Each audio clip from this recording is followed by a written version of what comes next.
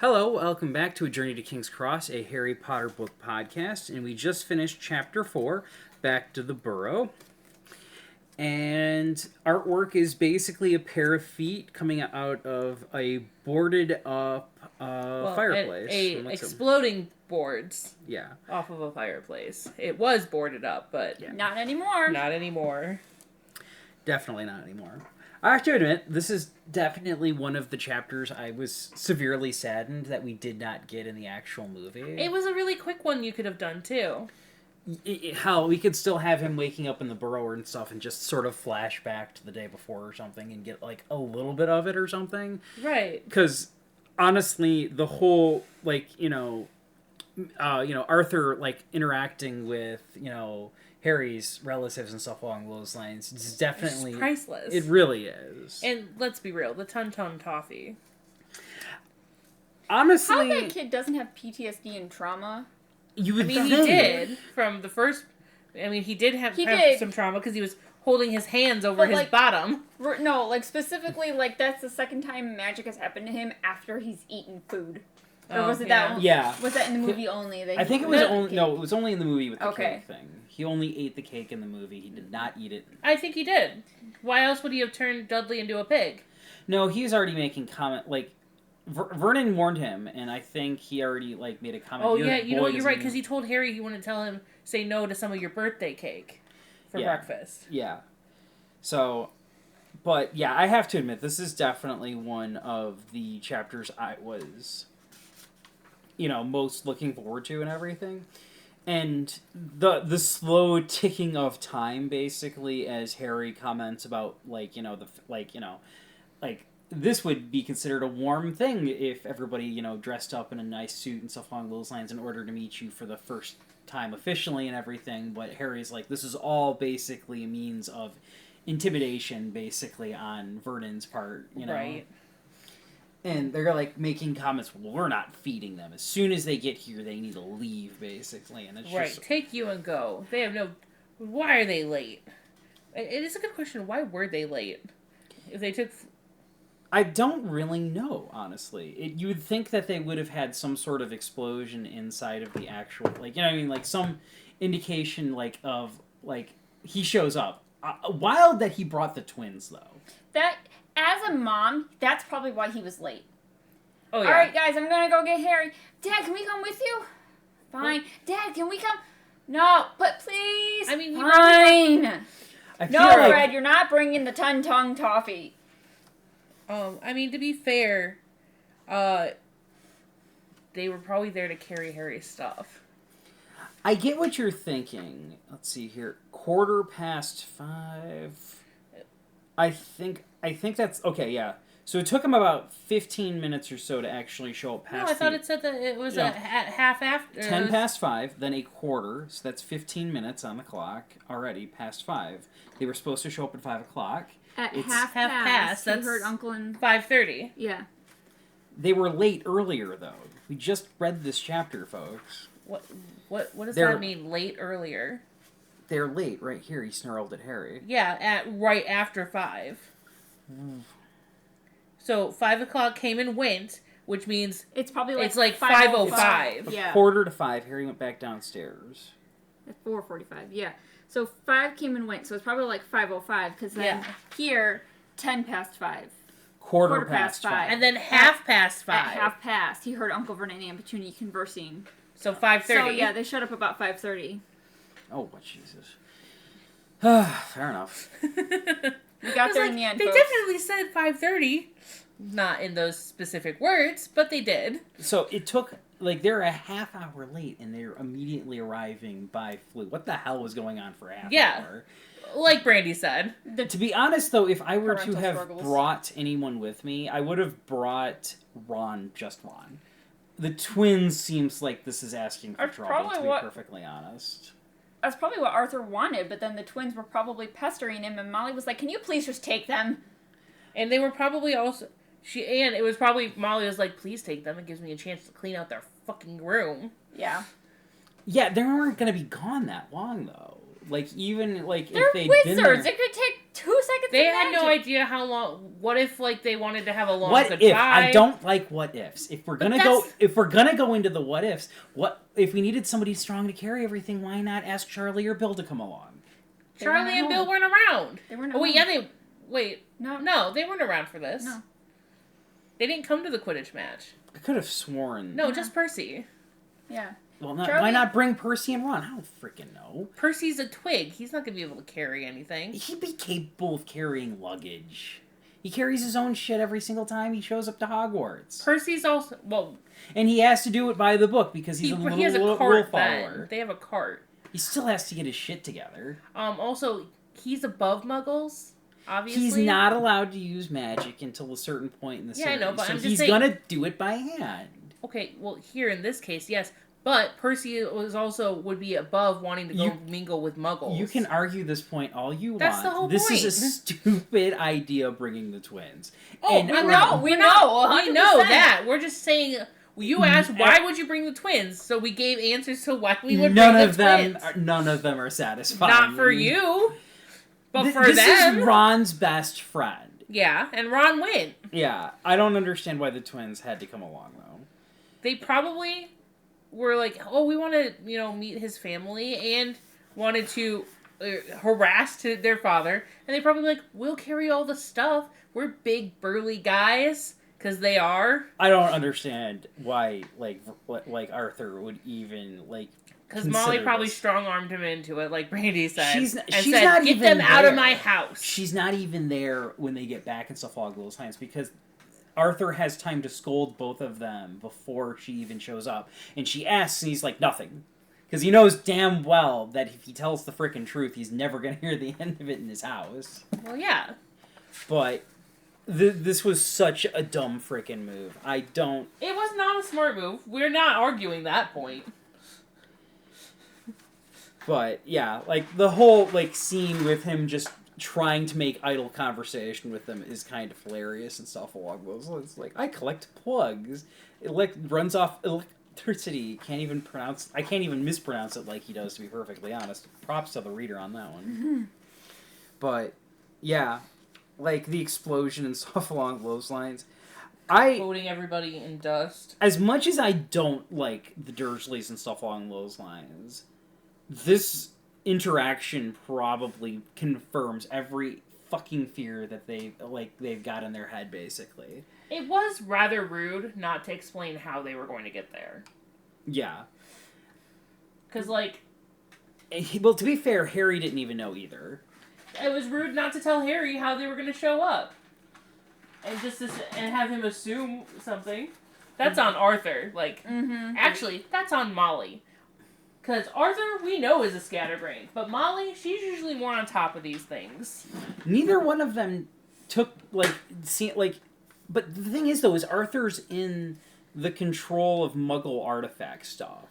Even if he doesn't know why everything exists and stuff along those lines, you'd think he'd have enough knowledge about Muggles to know that they don't all have fireplaces. It's so wild to think about and everything that their education system on, Muggle technology is so out of date. It sounds like there is a fireplace, but, they had, the boarded up fireplace, which had a fake coal fire plugged in front of it. So I wonder if... when he boarded it up in the first book. Yeah. But I wonder if when Arthur went to go and being like, hey, I just need to connect this fireplace to the Flu Network for a night, they're probably like, oh, there's a fireplace there, we can connect it. And then, obviously, can't tell that it's boarded up and there's something in front of it. And I'm pretty sure they've done it before where if a place doesn't have a fireplace, doesn't one magically appear if needed? Don't know. I thought that's happened in one of the other books. The only thing... I could be crossing my wires with Santa with the Santa Claus. Yes, but that's honestly where I was thinking. I was like, I feel like this was a thing that happened. We can definitely look into it and everything, but I don't know. But Brandy's probably right. Trying to get hey, do they have a Flu Network? Can we patch their do they have a fireplace we can patch in for a day? That might have explained why they were so late and everything. They might have been some freaking true, waiting for it to connect, and they want to just take their sweet ass time. Yeah, or they had to hop through a couple of different. And all I could think to myself is Harry, like he's standing there waiting for this to work and everything, and like the twins are just badgering him to go and like, cause, well, you see, Dad, we're really interested in Muggle stuff and everything. And we really kind of want to see like what the house looks like and stuff and everything. We promise we'll be really good. We'll even help get all of like Harry's furniture. We know exactly where it's stored. Our pockets are definitely empty. Yeah. So, see, now Mitch has come around on us. No, I still think this was a horrible idea, but I can argue... We never disagreed with that. We're just saying the you reasons asked why they were late. We gave you reasons why. It was a rhetorical question. And why are you badgering? It's a horrible idea to take Fred and George. But, ironically enough, I completely forgot that Ron was even in this chapter, to be perfectly honest, considering all of the chaos the twins cause. But, yeah... Well, because one of the twins is like, no, Ron, we're having a lovely time. We're meant to be trapped in here. I can't help but wonder what the heck Vernon was thinking. If your freaking nephew, who's used to this shit, starts running away from the source of what's going on and stuff along those lines, let's get our face all up in front of it. Right. Like, Jesus, what did he expect was going to happen and stuff along those lines? Somebody was trapped behind a freaking boarded up wall and everything. In all fairness... Arthur, you could have done a much easier spell, I'm sure. He didn't have to explode it. To be perfectly honest, he could have apparated himself to the other side, basically, if he wanted to. At least that would have cleared up some space in the chimney. Nah, because that's using magic in front of Muggles. To be honest with the amount of Granted, crap Muggles in the know, but... I feel like them, like, linking the Feud Network basically gives him carte blanche to use magic as he needs to. Because that's magic right there. He couldn't apparate because he didn't know where he was going. He doesn't know how the room looks. But also, would he have been too close to apparate with the boys all right there? Potentially. There could have been possible side-along apparition on accident. With them? And some accidental splicing. And we don't know enough about how it necessarily works. But if they were comfortable enough to do side-along apparition and stuff, I'd like to think they would have in order to avoid bothering with having a car. At least since Molly is doesn't really like Arthur's shenanigans when it comes to Muggle technology. I mean, they say even, like, practice wizards are... apparition still can be a problem. Right. It shouldn't be a go-to. I personally, if I was in this universe... That is one of the first things that I have at my disposal that I'm fucking learning. I will master the hell out of that. And to be fair, the more I feel like side-along or trying to grab more things, like more mass with you, makes it more likely to splice. Again, we don't know if that's true though. We're basically back in theory land when it comes to this, I suppose. That's our whole shtick, man. Fair enough. Like that's our whole shtick. Like I feel like cutting it open or something along those lines probably would have been less destructive. There's got to be like a couple of cutting charms that he knows to get through a wall. He could turn his wand into a lightsaber. I know that works. There's definitely a spell for that, sure. Yeah, but how long would the lightsaber have been then? Arthur probably would have been like, are they going to be right there? Well, no, he just would have. I know, but the explosion right there next to the person how is probably isn't even better. Besides, and I'm not saying to make it a full lightsaber, just make it like an inch. You know? Fair. A couple inches. A little buzzsaw. Hear that, boys? The ladies say you only need a couple inches. We're gonna smack him. Ow. Ow. I couldn't resist. Like, the whole, like, line He's of not wrong, stuff. but... He still deserves a smack. I mean, we've seen the TikTok videos where they're measuring 8, 9, 10, 12 inches. The bookmarks? Yeah. Where it's like, ER. I just love how Harry's just enjoying every freaking second of the chaos, though. He's just sort of like, this is hilarious. Like, as soon as this goes off, he's just sort of like, ha this is awesome. I'm back in my element, and it's panicking the Dursleys. Oh, man. But like I said before we got dropped off and stuff, I do kind of sympathize with them a little bit during this, because it's like, you've got a bunch of magical people. They blow up your freaking house. They try, like, they act like this is disorder. Yes. And, you know, it's one thing to know magic is real. It's another thing to see magic happening. especially to this degree. You know what I mean? Like, the whole thing with this. Like, and then Dudley, I can still sympathize because I've dieted. I really haven't stuff along those lines in the past. I managed to get down to 170 before I frickin' gave up and ballooned back up to a nice 200. I could not imagine being in his mindset and stuff along those lines after the negative experience he's already had, basically. Hey, look, diet culture has proven that you can't just take everything away because you'll relapse too easily. And it's moderation, guys. Moderation is key. To be fair, I'm much healthier right now. I only have one big meal and stuff along those lines and plenty of other smaller ones. I'm good. And in case anyone is worrying, he's very muscular, which is why he weighs 200. Details. Anyway, though, like, the whole, like, thing, though, is stuff with poor Dudley and everything is just sort of like, I know he's a piece of shit for the most part. He's not gonna get better until next year when he gets attacked by... They did basically torture him with this, with the diet. Like, we're not saying that you shouldn't be on a diet when you weigh that much as a child. However, they literally are torturing him. Yeah. And I honestly, I can understand why he made that call. Yeah. And I also can understand why the twins, knowing full well what type of person he is and stuff along those lines, would do this. I understand the whole situation, but I still can't help their father should arrest them.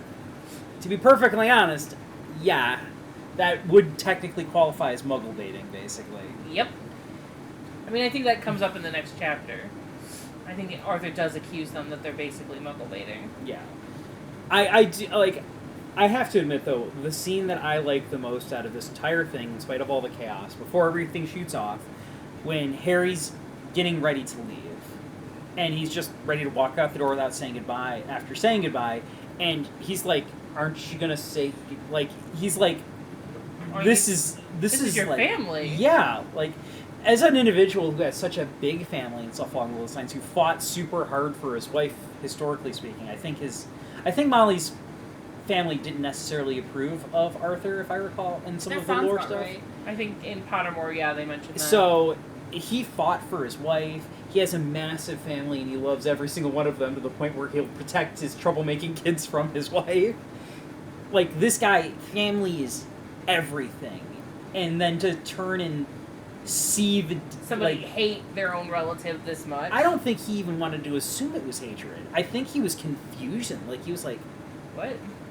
Why would you not? This is your nephew. This is your flesh and blood.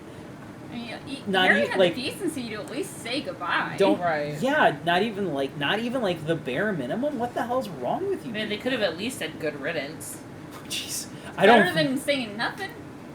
Like, I could only imagine, like, out of all of the things that were in that house that he would have loved to investigate and everything, that probably baffled him more than anything else in the world. Like, I may not understand the function of a rubber duck, but I know you say goodbye to family. He's probably like, is this how muggles are? They hate their family this much? It's like, yeah, like, maybe I need to reconsider all of my freaking life choices, basically, right there. And, of course, we get the Ton-Tongue toffee popping off, like, not, like, before it can escalate. Which I feel kind of saves it, but I like to think that after... I like to think, though, that Molly and Arthur probably already had a good idea of the overarching treatment, but to see it, like, face-to-face like that probably gave him a lot more pause. So, they're just exaggerating. They're just probably a little strict, and Harry wants to be a free rebel. Window. You best hope I don't put balls in your window, Ronald Weasley. Because she probably thought they were exaggerating. Probably. And then, I think, because if you think about it, in the next book at the end, the entire order basically threatens, like, you know, the Dursleys and stuff along those lines. So I get the distinct impression that the Weasleys probably talked to some of the other Order members, or talked to Dumbledore or something. They probably, like, are like, and now everybody's Harry's like... getting mistreated, and everyone's like, oh... We're stepping up for our boy. We thought, like, you know, this was kind of like a joke or something along those lines, or that he was just, you know, he's a kid. Of course he doesn't like doing chores and other stuff like that and everything. And then, like, feel like in this moment, after this point, Arthur's like, oh... For a second, I was like, when did they threaten at the end of the book, right? And the end of the Because at the beginning of the book, they tricked the Dursleys into going to get an award when they kidnapped Harry for his trial. It does feel like after this book and stuff along those lines, at least after this point, that the wizards that interact with have his back more. Yeah, they start taking some of these concerns are founded basically after this point, and they're a lot more willing to bend to the rules a little bit to basically like pressure the Dursleys. And while it's not cool, I can kind of understand the adults being like, alright, is it really as bad as these kids are saying it is? And then they see it and they're like, oh shit. It's worse than the kids were saying. It's that bad and worse. Because like here's where I'm relating it in my brain. Like we'll have pets come in with a chronic thing, a wound that's not healing or a mass or something that's coming in for rechecks, and like I'll have seen that in like the third or fourth visit, and then I hear about it first, and they're like, oh my god, it's so bad, it's massive, like this wound is open, it's huge, whatever it is, and then I'm like, oh wow, really? And then I see the pet, and I'm like, holy shit! Like, where were you a week ago? Yeah. And this is when it's better. So yeah, I can see, not that it's justified, but I can see where they're like, all right, it's bad. Maybe. Oh shit, it's real bad. Right. Yeah. It really doesn't necessarily help the fact that Dumbledore probably already knew this was going to be bad the second he saw Harry, because I think he even talks about how he didn't really like the way he looked when he walked into the school and everything. But even he knows if he didn't put Harry there and stuff along those lines, it would have been so much stress on God knows how many people trying to protect him over the course of the last God knows how many years. Because while there's probably plenty of wizards that were more than happy to just let normalcy return and stuff, there had to have been a couple more like Bellatrix Lestrange running around that would have been more than happy to kill him. Strange? Easiest skin. Lestrange? Yeah, Lestrange. You said Lestrange. Sorry, the French pronunciation got me. But I could easily see there being a couple of her running around at some point in time being like, you know what, fuck it, we're just going to kill the kid as soon as we get an opportunity to. But definitely one of those things where it's like Harry dodges a fucking plate and he's just sort of like, alright, I'm out of here. He didn't want to miss the fun. But yeah, bellowing like a wounded hippo, Uncle Vernon snatched up another ornament. I'm like... How do you know what a wounded hippo sounds like?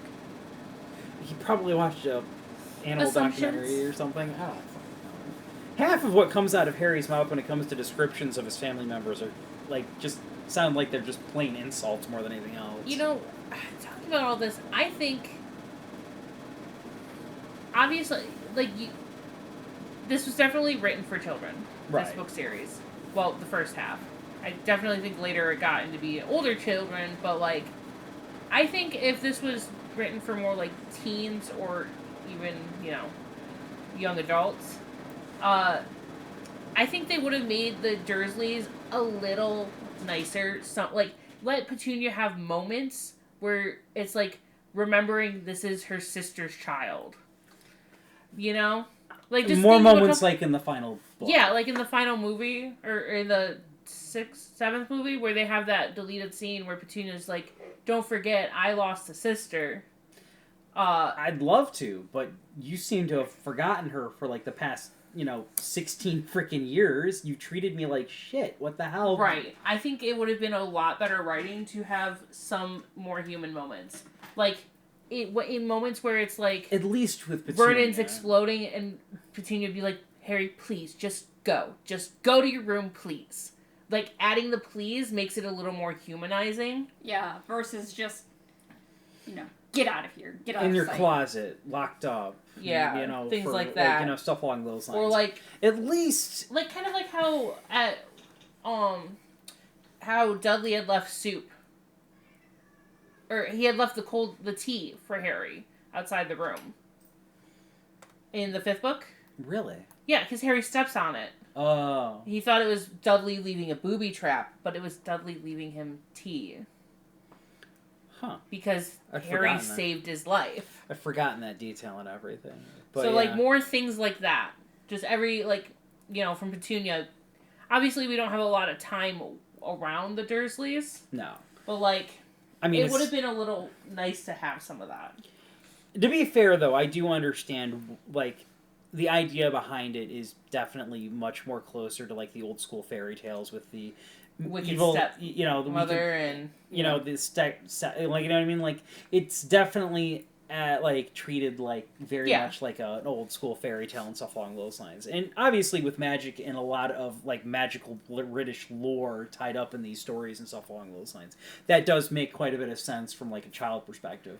But as the story had grown and stuff along those lines, adding more humanizing moments, right? Like, because obviously as a child you're not gonna notice those. You're gonna focus on the bad, but like as Harry was growing, they should have written in. Maybe that's why it didn't happen till like the end of the series. It's because like Harry's finally, like, seeing the good that could, like, some of the good that was around. I mean, fair. But anyway, back to this book. I pretty much... Dursleys. I've pretty much hit all of the major moments and stuff along those lines that I really wanted to talk about. Yeah? No, I think that's about it. It was a pretty short chapter. I think this book's full of a lot of short chapters. Because it's a long book, but with shorter with short chapters. Some of them are obviously longer, but... Oh, yeah. Let's see here. We don't get to, like, the second task until, like, page 479. Yeah, so, let's see. What are you looking for? She's checking the page numbers between chapters. Oh. Thank you. Well, we've got, like, 37 chapters over the course of, like, 716 pages. Jesus. But 116, 20... Yeah, there's only like 10 pages between 2 and 3, basically. Yeah, so there's... Okay, I got it. Okay. I can't... Yeah, 10 pages for book 4, or chapter 4, 15 for 5, 10, 20, 10, 20. So, not as long. 30, 10, 13, 15... And of course, we're also basing they're this all going to on average about like listening. 15 pages. It looks like that's what's going to average. Because let's see, chapter 5 is 21 minutes as opposed to the 15 that we just listened to. So, but yeah. And of course, if you guys have been following along with our updates, sorry we haven't had one in like a month.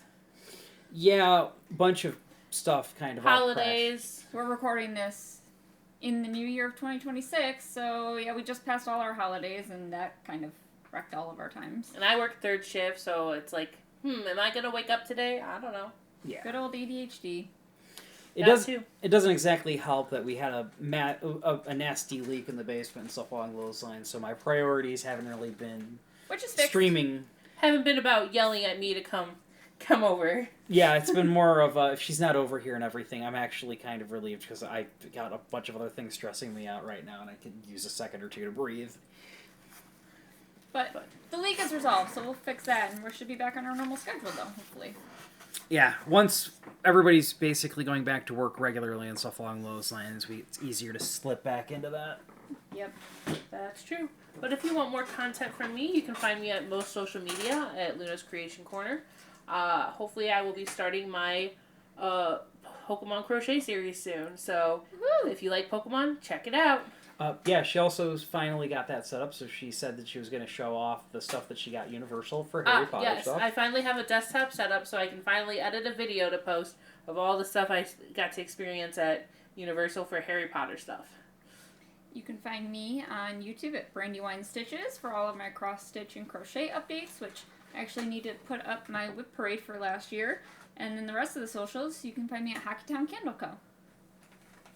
I am Cole Sanders on Twitch and stuff. I've been playing most afternoon Mondays and Wednesdays and stuff along those lines.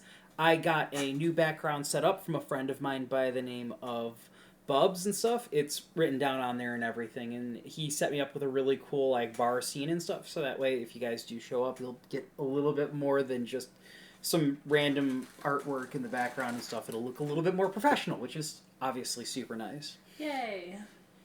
Anyway, we're going to wrap things up here and everything, so feel free to like, comment, and subscribe. If you have any theories on why it took us 30 minutes to get to Harry's fireplace that was boarded up, let us know. Drop a comment. But until next time, keep your wands at the ready. Bye!